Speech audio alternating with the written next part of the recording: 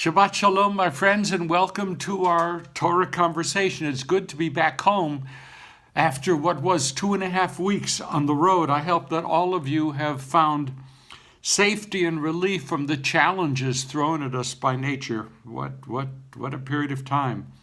Those horrific fires followed by murderous debris slides in Southern California, the deep freeze and heavy snows and strong winds in the Northeast. There was even an earthquake in Northern California and unexpected rain in cooler than normal temperatures elsewhere. What a winter this is shaping up to be. So, okay, let's turn to our text. Our Sedra last week began with the discussion of names, Shmot, names.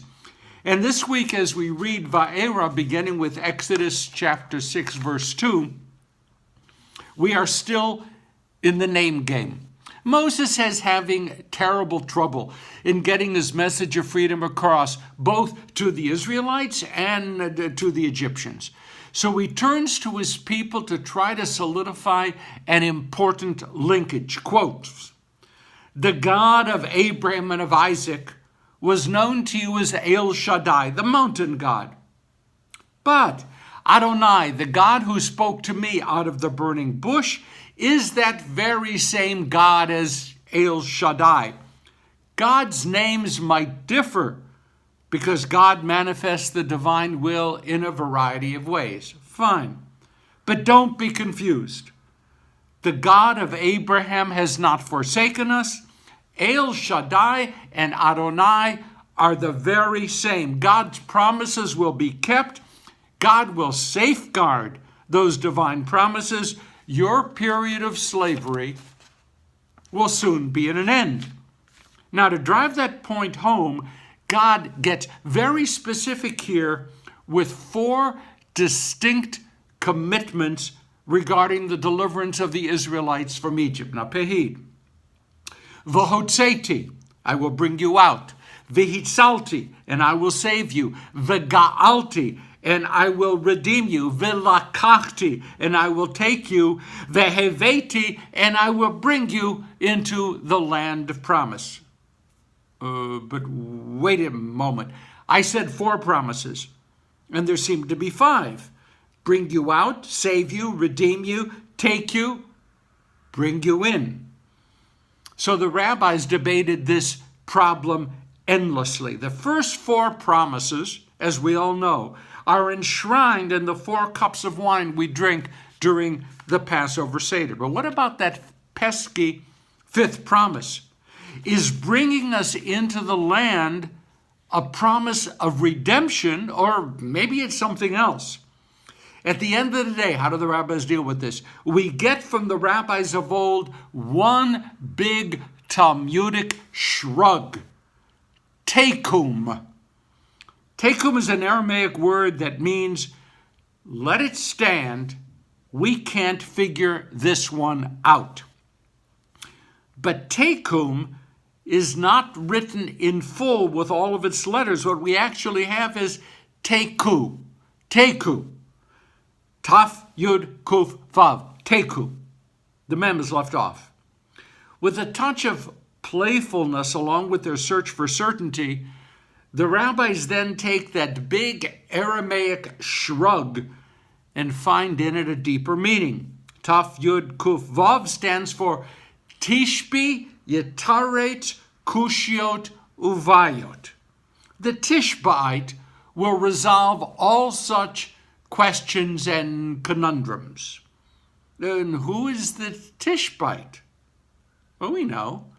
The prophet Elijah, Eliyahu HaTishbi, Elijah the Tishbite. So now we will have either 4 cups or 5 cups on the Passover table. And when Elijah comes to herald the arrival of the Messiah, he will tell us what the right answer, the Messiah, he will tell us what the right answer is. So we leave out on the table that 5th cup of wine, and we call it, what do we call it? The cup of Elijah, waiting for Elijah to announce the Messiah is here to answer the problem. Okay, Now, we can only assume that our ancestors, rational beings that they are ready now to set aside their anxieties and to trust Moses and Aaron. They have 4, maybe 5 really straight promises of a good future. But it doesn't happen. And the Torah tells us why. Mikotzer ruach u'me'avodah kasha. Mikotzer ruach u'me'avodah kasha. The people were impatient. They were suffering from crushingly difficult physical labor. What a powerful phrase that is. Kotzer ruach. Impatience. Ibn Ezra notes that their period of exile was dragging on and on. And when Moses challenged Pharaoh on their behalf, things got even worse. Kotzer ruach. There was no light anywhere on the horizon, and therefore no reason to hope. Rashi approaches the phrase quite literally, which is quite often Rashi's way. Kotzer means shortness. Ruach means wind or spirit. So listen to Rashi's words. If one is in anguish, then his breath comes in short gasps, and he cannot draw long breaths. Short gasps, no long breaths. The people were hyperventilating. They were just this side of total panic. Have you ever experienced such an episode? If so, you know what Rashi meant. What is the chance that a person who is hyperventilating out of great suffering and near panic is going to accept a thoughtful and well-intended series of promises that all will be well, trust in me, and the me in this case is a capital M, trust in God. Are they going to accept that? Not likely. Other rabbis sought other ways to frame God's responses to the Israelites' reluctance to accept God's promises at face value. One rabbi even imagined God bewailing the fact that the patriarchs and matriarchs no longer walked the face of the earth. As he imagined a conversation, many a time did I reveal myself to them as El Shaddai. And not once did they ask, what is your name, or do you have other names? It would seem that God missed the good old days. Pretty sad, isn't it? Ramban took a softer tone. The people literally could not hear words of comfort and of promise. Their suffering had cut them off from the outside world, from any possible sources of hope. They were made deaf by the pain they were experiencing. They didn't reject God. They just could not be open to anything other than that which they were personally experiencing at that time. They became deaf. They didn't want to go on living. They'd had it. Ramban said that for some of them, they were even afraid that Pharaoh's overseers would fail to kill them because they simply wanted to be dead. It's pretty powerful, isn't it? Cut off from hope, unable to see the reasons for hope that were a little bit there, crushed in spirit, wishing that they were dead. My friends, that's what it might have been like to be an Israelite slave in Egypt. Hope is not irrational. Hope does not fly in the face of all discernible facts.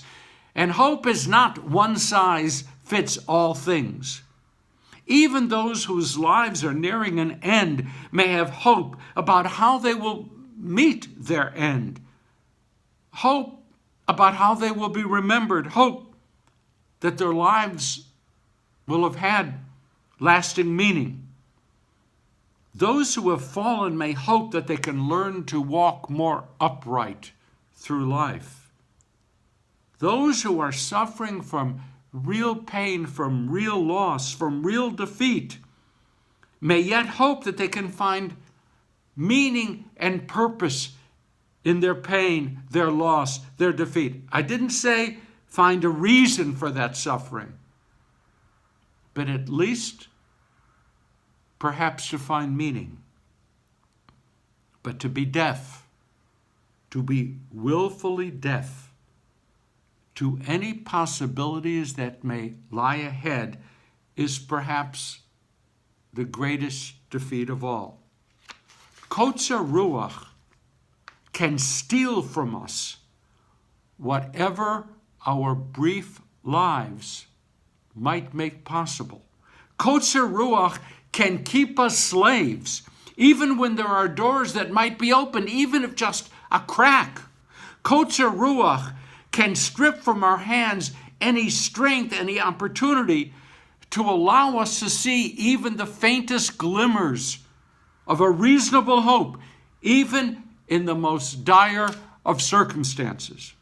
There will be no exodus until the people throw off their crippling, deafening despair and embrace the possibility of a better day.